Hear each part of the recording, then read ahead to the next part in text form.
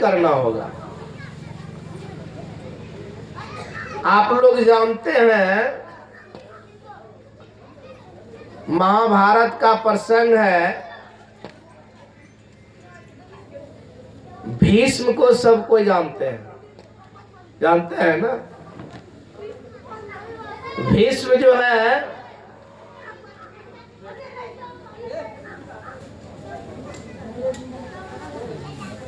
अभी खाना वाना सब बंद कीजिए तो। राजा संतानु का देवव्रत ने खूब सेवा किया, यहां तक क्या पिता के सुख के लिए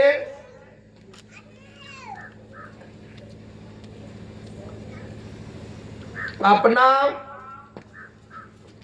सुख को त्याग दिया, शादी नहीं किया, अखंड ब्रह्मचारी रहने का व्रत धारण कर लिया। तो देवव्रत के भक्ति से, सेवा से राजा संतानु बहुत प्रसन्न हुए कि नहीं हुए, और उसने आशीर्वाद दिया, ये संतानु दुख सुख के सागर में बहते हुए तुमको आशीर्वाद देते हैं कि तुम्हारी इच्छा मृत्यु होगा। लेकिन इच्छा मृत्यु तो हुआ, लेकिन दुख सुख से बच नहीं पाया। बच पाया? सबसे बड़ा दुख हुआ। हमारे गुरु महाराज कहते हैं कि सभी को दो माताएं हैं। एक माता है जन्म देने वाले, हम इस माता के भी गोद में बैठ करके कम सुखी नहीं पाते हैं, लेकिन माता के गोद में बैठे रहने के बावजूद भी, चला जाने के बावजूद भी हमको दुख सुख से कोई बचा नहीं सकता है। सकते हैं क्या?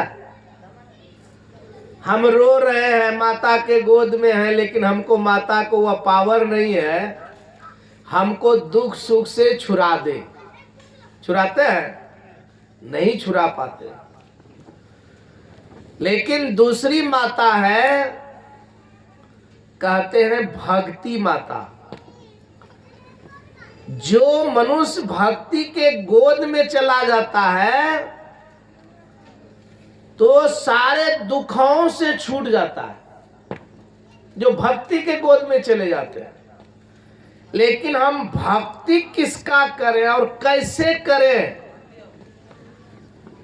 जो हम सारे दुखों से छूट जाए? भक्ति तो सुबह सुना रहे थे ना कि महाराजा दशरथ ने भी किया पुत्र रूप में, मां कैकेयी, मां कुंती ने भी जो है भतीजा के रूप में किया, नंद बाबा जसोदा ने भी पुत्र के रूप में किया, कोई सखा के रूप में किया, लेकिन दुख सुख से छूट नहीं पाया। नहीं, सुबह सुना रहे थे पूज्य स्वामी सतप्रकाश बाबा ने कि भक्ति तो वाल्मीकि ने भी किया कि नहीं, लेकिन वाल्मीकि के जीवन में कोई दुख नहीं। भक्ति को मीराबाई ने भी किया, सुना रहे थे ना पूज्य बाबा ने सुबह, लेकिन मीराबाई के जीवन में कोई दुख नहीं है, कोई दुख नहीं है। भक्ति परमात्मा का उंगली माल ने भी किया, लेकिन उंगली माल वहां चला गया। आप जरा से विचार कीजिएगा, उंगली माल वहां चला गया, कहीं शास्त्रों में उसके बारे में वर्णन नहीं है, उंगली माल मर करके नरक गया। लेकिन सगुण साकार की भक्ति धर्मराज युधिष्ठिर भी थे, जीवन में सारे सत्कर्म किए थे, सब कोई जानते हैं सत्कर्म किए थे, और धर्म के लिए ही आधा झूठ बोले थे ना, हथो या नरो या कुंजरो, ये सब कोई जानते हैं। और महाभारत को पढ़ लीजिए कि स्वर्गारोहण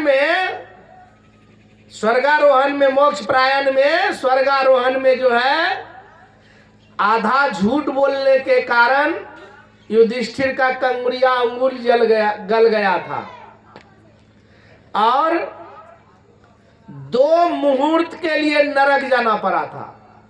2 मुहूर्त के लिए। गुरु महाराज कहते हैं कि वैसे बहुत सारे सत्कर्म किए थे, यज्ञ किए थे, जप किए थे, तप किए थे, लेकिन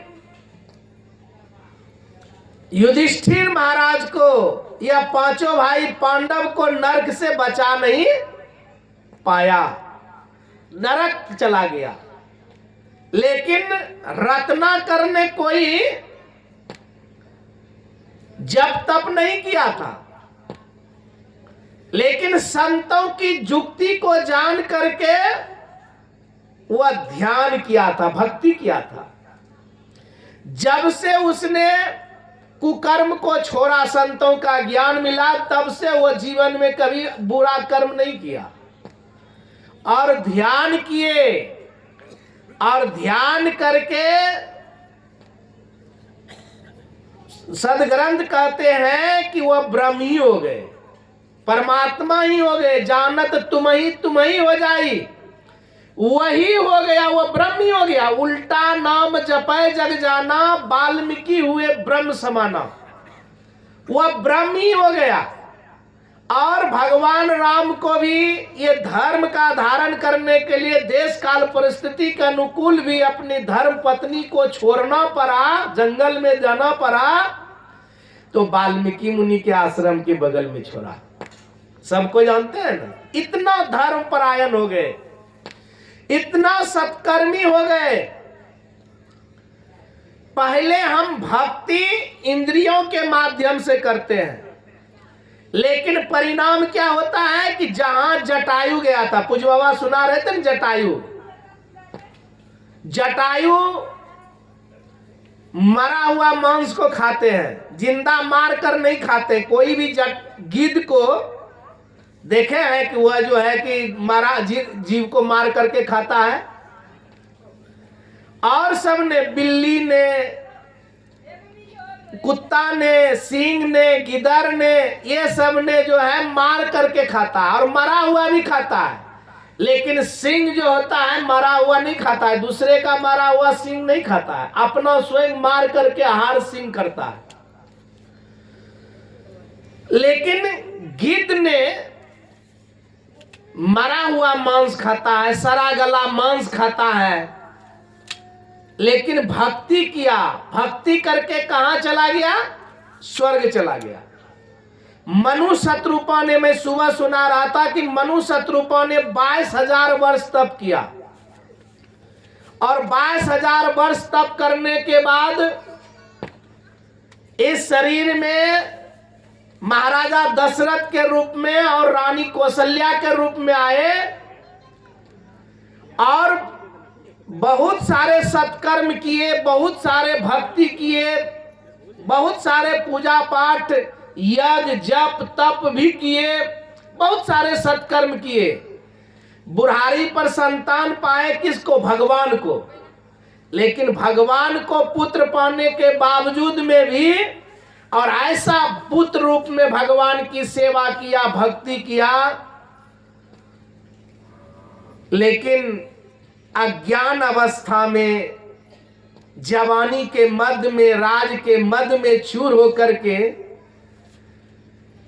धोखे से श्रवण कुमार को बाण मारा था न, तीर से मारा था ना श्रवण कुमार महाराजा दशरथ के।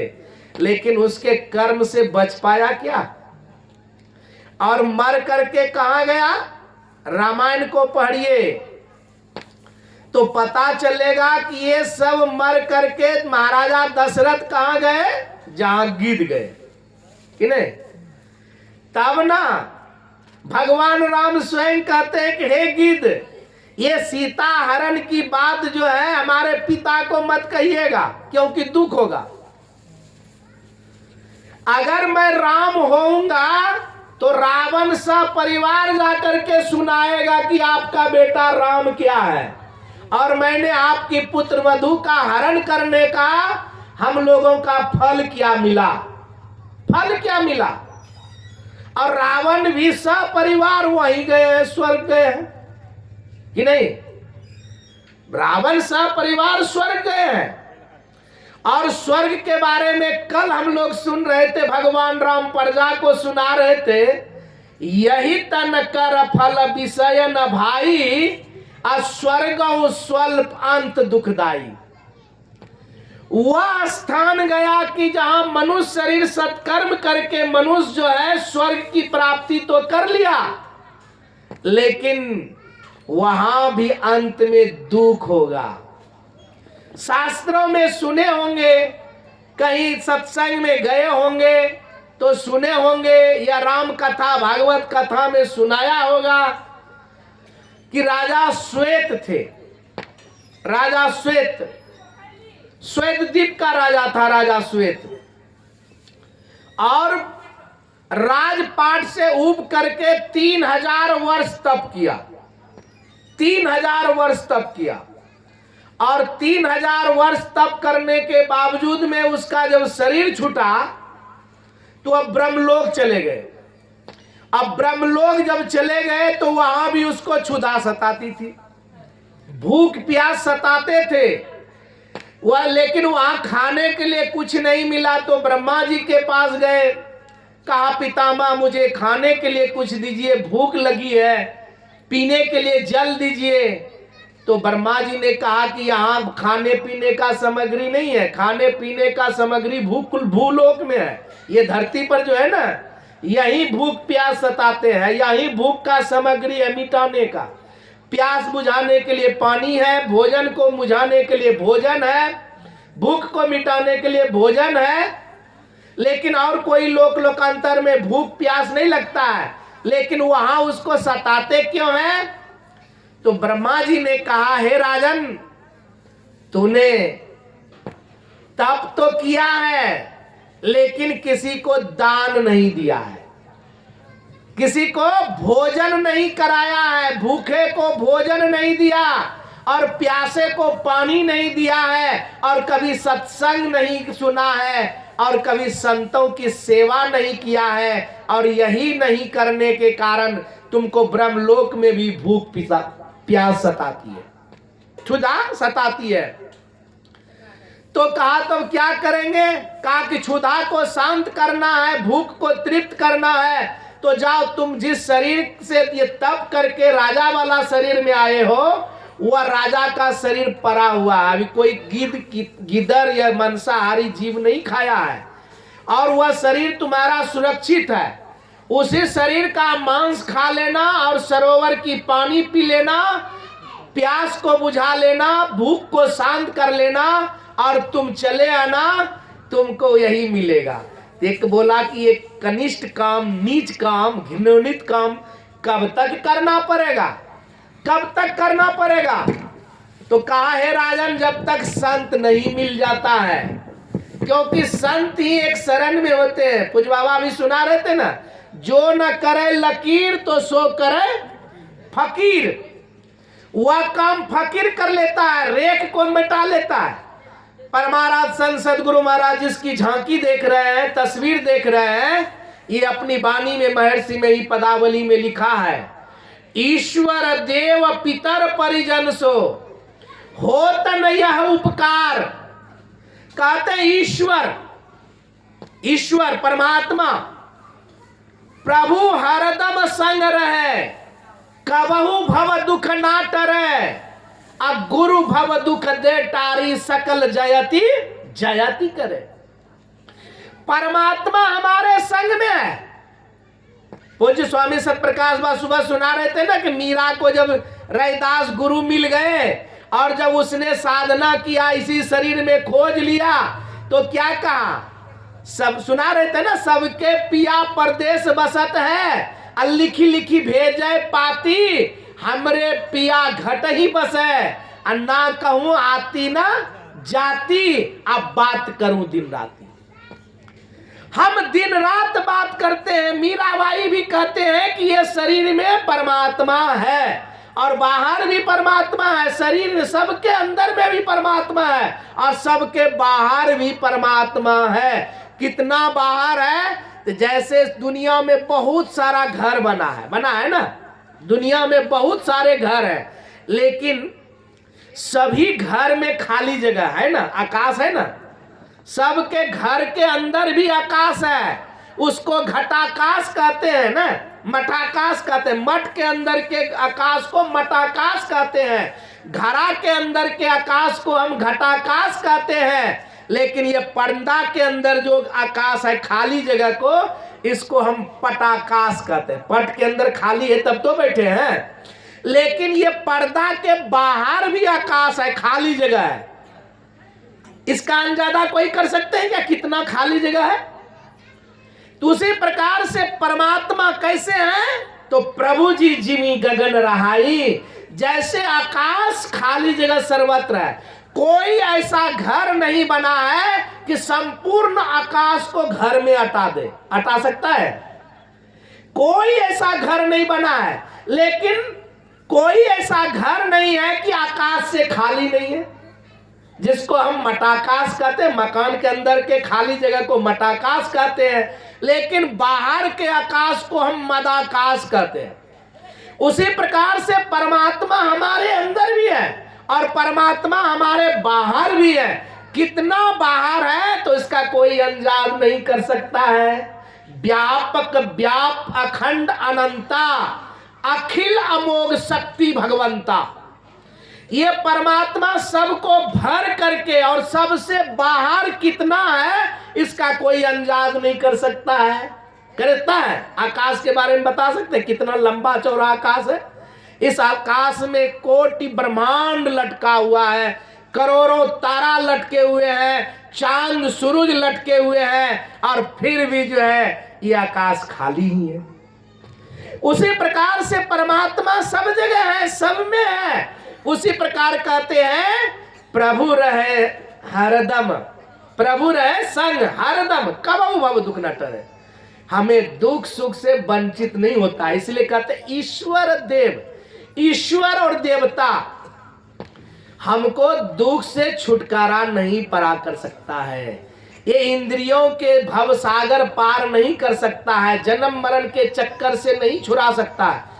कोई भी देवता है, चाहे वह इंद्र हो, वरुण हो, कुबेर हो, कोई भी देवता है, यहां तक कि ब्रह्मा भी क्यों ना हो, भगवान विष्णु क्यों ना हो, आपको भव रोग से छुड़ा नहीं सकता, अर्थात जन्म मरण से छुटकारा, मोक्ष नहीं दिला सकता है। मोक्ष अगर दिलाने की किसी में सामर्थ्य है, एकमात्र संत सदगुरु में। जब संत सदगुरु जिसके जीवन में मिलते हैं, उसी का आवागमन छूट जाता है और उसकी जुक्ति चलता है। इसलिए बाबा नानक ने कहा, संत शरण जोजन परा, सोजन उतरन हार, असंत निंदा नान का बहुरी बहुरी अवतार। महापुरुष कहते हैं कि संत के शरण में जो चला गया उसी का उद्धार हो गया, उसी का कल्याण हो गया। इसलिए कबीर बाबा ने भी कहा, गोस्वामी तुलसीदास जी महाराज ने कहा, साधु मिले सब दुख गए, मंगल भया शरीर, बचन ही सुनत मिट गए, जन्म मरण का पीर। जन्म और मरण का जो दुख है एकमात्र संत ही छुड़ा सकता है, ईश्वर ने भी नहीं छुड़ा सकता है। हाँ, आपको धन दे देगा, राज दे देगा, राज दे देगा, धन दे देगा।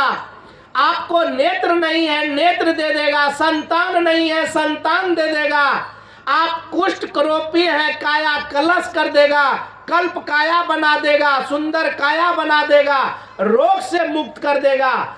लेकिन आपकी दरिद्रता दुख से धन बना देगा, धनहीन है तो धनवान बना देगा, लेकिन आपको मोक्ष नहीं दिला सकता। इसलिए कहा ईश्वर देव पितर जन, पितर जो हमारे पूर्वज मर करके भीतर चला गया है, जिसके लिए हम श्राद्ध कर्म किए हैं, वो हमारे दादा परदादा जो है ना, पितामह पर पितामह श्राद्ध करते हैं ना, पिता पर पिता पितामह, वो जो हमारे पूर्वज जो मर करके भीतर चले गए हैं, वह भी हमारा कल्याण नहीं कर सकता है। तो कर कौन सकता है? या होवत गुरु से ही, गुरु की अमित बलिहार। स्वामी हो दयालु जी की जय भवनिधि पार, गुरु की जय भवनिधि पार, स्वामी हो दयालु जी। 9 द्वारन 10 4 इंद्रिन में भाव दुख सवहु अपार। ये जब तक हम 9 द्वार में हैं और 10 4 14 इंद्रियों में जब तक हैं, ये जन्म मरण के दुख से कोई हमें बचा नहीं सकते हैं। इसलिए हमारे गुरु महाराज ने स्तुति प्रार्थना के सिद्धांत में कहा, सुबह अगर गौर से सुने होंगे, क्योंकि पौने घंटा का है, नहीं समझ पाए होंगे, पहली बार सुने हैं, इसलिए आप लोगों को गलिष्ठ हो जाता होगा। किसी भी चीजों को सुनते सुनते सरल हो जाता है, जब सुनते सुनते सरल हो जाता है। तो गुरु महाराज ने कहा, आवागमन सम दुख दूजा, आवागमन सम दुख दूजा, है नहीं जग में कोई, इसके निवारण के लिए प्रभु भक्ति करनी चाहिए। जितने मनुष्य तनधारी हैं प्रभु भक्ति कर सकते सभी, अंतर बाहर भक्ति कर घटपट हटाना चाहिए। पहले व्यवहार में भक्ति करना पड़ेगा। सब ही परमात्मा है। रामायण में लिखा है, भगवान राम कहते हैं, मात पिता गुरु सखा स्वामी असे वही हमारे ही नहीं। कहते हैं कि जो हमारे ही समझ करके, हमें ही देख करके, जैसे आप लोग सुने होंगे, तेलाधार एक वैश्य था, गिरस्थ था, और एक ऋषि ने जंगल में जाकर तप कर रहा था। तो तप कर रहा था, तप करने में इतने मशगूल हो गए, इतने मुग्ध हो गए, सुधि बुद्धि खो गया, और उसके जटा हो गए, शरीर में बाल में जटा हो गया, और जटा में उस चिड़ैया ने घोंसला बनाया। घोंसला समझते ना, खोता, खोता बनाया, और वो पक्षियों ने उसमें घोंसला बनाया, उसमें अंडा दिया, और अंडा फूट करके बच्चा बाहर हो गया, लेकिन इसको पता नहीं चला कि कब क्या हुआ। जब बहुत दिनों के बाद जब तपस्या छूटा, तो अपनी जटा पर जब हाथ गया तो देखा घोंसला, उसमें अंडा का खोल पड़ा हुआ था, पक्षी उड़ गया था। तो इसको लगा कि हमारे जैसा कोई आज तक भगवान का भक्त नहीं है संसार में, हम सबसे श्रेष्ठ है। तो उसी समय आकाशवाणी होता है, आकाशवाणी होता है। आकाशवाणी क्या होता है कि हे जालजली ऋषि, उसका नाम जालजली था, कहा हे जालजली, तुम तेलाधार वैश्य के समान भी नहीं हो। तो कहा कि वो कैसा तप किया, हम तो ऐसा तप करने में मुग्ध हो गए, मस्त हो गए तप में, कि चिड़ैया ने घोंसला बनाया, पक्षी ने, और घोंसला बना करके जो है अंडा दिया, अंडा भी फूट गया, बच्चा भी उड़ गया, और हमको ख्याल नहीं रहा। तो वो कैसा तपी है, वो कैसा भक्त है जो भगवान ने आकाशवाणी किया, चलकर दर्शन करना चाहिए। तो वही जब गया देखने के लिए, तो देखा कि एक गिरस्थ है और किराना का दुकान चला रहा है। किराना दुकान समझते हैं ना, किराना का दुकान चला रहा है। तो कहा कि आप हैं जालजली, अति आप हैं तेलाधार वैश्य? कहा हाँ महाराज, मैं हूँ तेलाधार वैश्य। तो आश्चर्य में पड़ गया, तो आश्चर्य में पड़ गया। तो तेलाधार वैश्य ने कहा, हे ऋषि, आपने तप किया और तप में इतने तल्लीन हो गए, इतने मुग्ध हो गए, आप सुधीक हो गए, संलग्न हो गए, कि इस आपके खोता में चिड़ैया ने बच्चा अंडा दिया, अंडा से बच्चा उड़ गया और आपको आकाशवाणी हुआ है ना। कहा झांझली ऋषि को लगा को आकाशवाणी की बात ये कैसे जान गया। झांझली ऋषि को लगा कि हम इतना तप किए, इसकी मन की बात को नहीं जाने और ये हमारी बात को कैसे जान गया। तो कहा सुनिए, हमारे पास जो भी ग्राहक आता है वो भगवान का स्वरूप होता है, वो भगवान समझते हैं और उसके साथ हम ईमानदारी पूर्वक सत्य धर्म पूर्वक हम उससे व्यवहार करते हैं।